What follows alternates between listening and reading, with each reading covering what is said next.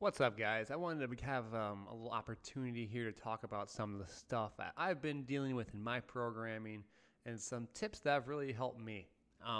For my training background, man, I've been training since pretty consistently since like a high school, as a sophomore in high school.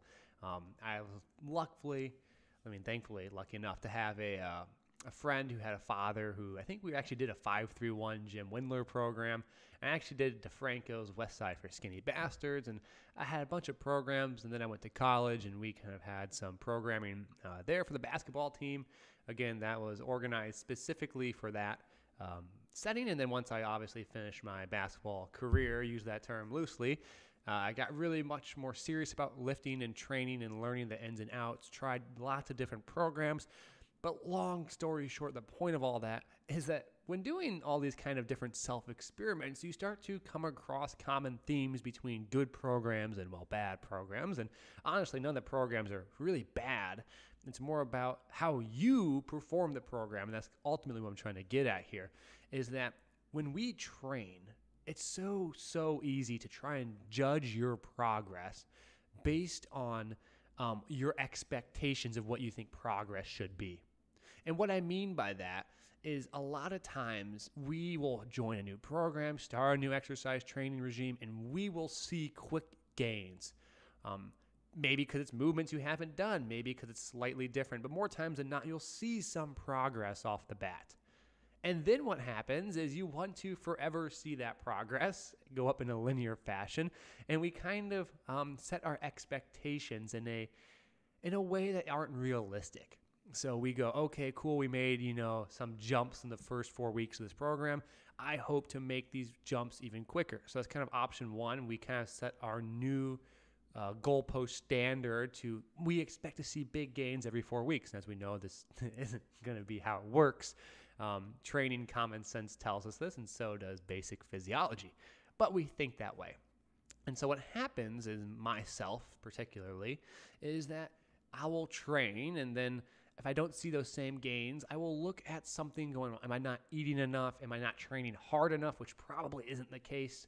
And then I try and rush those adaptations. I try and speed up those gains. And so a lot of times we get this grass is always greener kind of mindset. And what happens is you might start a program, whatever program that is, and you might lose some of your consistency in following that program. What do I mean by that? Well, you yourself might try and manipulate that program to make it work even better, because for some reason as humans, we like to be like this.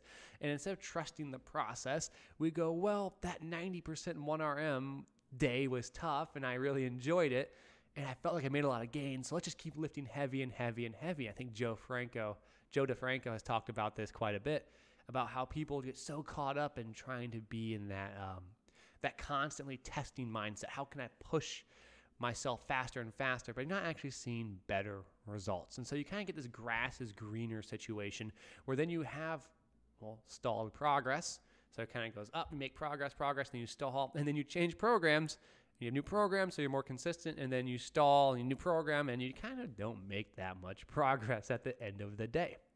And so what I've realized in my training is that there's kind of three major areas that you can really focus on to get more out of your training. First and foremost is being consistent. Consistent/objective, right? You need to be consistent in the fact that you're training, and then also really objective with, are you following the program and actually being consistent, or are you kind of changing the goalposts and moving them as to what you think consistent is? For example, the program might call for 6 sets of whatever, 80%, and you might change the goalpost and you might say, I'm going to do 8 sets, and then you burn yourself out and you can't do the next day. So being consistent and actually doing what you're expected to do in that program. So that's number one. Number two, it's resting long enough between days and sets and actually giving your chance to rebuild. I didn't really touch upon this in the first portion, but when we rush these programs, I kind of mentioned a little bit that we try and do more to speed up these gains, and sometimes that's not the best way to do it. You might say, well, I have an hour, and last time I did 5 sets. This time I'm going to do 6 sets. I might do 10 sets. I'm going to see twice the results. And we know that's not the case. We know if we just try and double the work, we're not going to get double the results. And so actually resting and following what rest intervals should take place. And ultimately, your body will tell you what good rest is and what bad rest is based on how fresh you feel from set to set, and also how fresh you feel from day to day.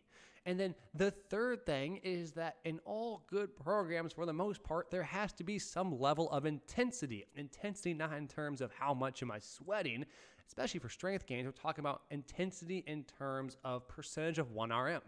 Now, it's not a dose response, a linear dose response nature. It's not like a higher intensity means higher gains. That's not necessarily the case, because higher intensity is you get those 90%, 95%. That is a big drainer on the body. Instead, you want to think about average intensity being sustained for a period of time. For example, if the threshold of adaptation stimulus, so the stimulus you need for adaptation, is say only 82 or 85, maybe 80% of 1RM, then we want our average intensity to be at that stimulus range. Now, average, meaning over maybe a whole month, because you might wave up and down. You might do a week at 75, and you might have 1 week maybe near the 90s. By the end of the day, you're roughly in that 80, 85% range for an average intensity. And that's really important, because all we're trying to do is stimulate. We have to create a large enough mechanical tension in the muscles to create adaptation in the body. And if we just go on one end and say, I just want to work really, really hard, and you tire yourself out, well, then you're not going to have the intensity that you'd like, because you're so fatigued. You might be stuck in that 70, 75% rep intensity range with higher reps. Or you might say, oh, I'm going to go straight to the end of that spectrum and just do the 90%, because that's where the most gains are at, but then you fry yourself on that end. And so thinking about how we find this happy medium. So those are some 3 big areas and common mistakes I have dealt with personally, and how when we think about training and progress and adaptation and trying to make the gains we'd like to see, looking back on our experiences, not just on our successes, but on our pitfalls, can really tell us quite a bit. And again, in those cases, it's that program, grass is always the greener kind of phenomenon, where I'm always trying to, kind of those pitfalls, I'm always trying to push myself further and further, which probably isn't a good idea. And in that case, I'm not even being consistent to the program, because I'm always changing the program. Then number 2 is being, rest. You actually should take time and recover and adapt, and not try and go as hard as humanly possible, thinking that there's a linear relationship or a one-to-one relationship between work and how much effort you put in and the gains you get. And then lastly, it's actually being okay with that middle ground intensity and understanding we're thinking about average intensities over a month and weeks, not every day needs to be max effort. So hopefully those 3 help you guys out. They've helped me out, and we're going to continue to do some of these YouTube videos here where we're talking about some of these common mistakes and training tips that you can apply in your programming. And I wanted to start off with a general one as to where this is kind of stemming from and where it comes from personally for me. And then hopefully we're going to dive into some more of the science and how we can apply that going forward. And again, we're kind of keep you updated on what I have going on, and hope you all enjoy, and I appreciate y'all. Take care.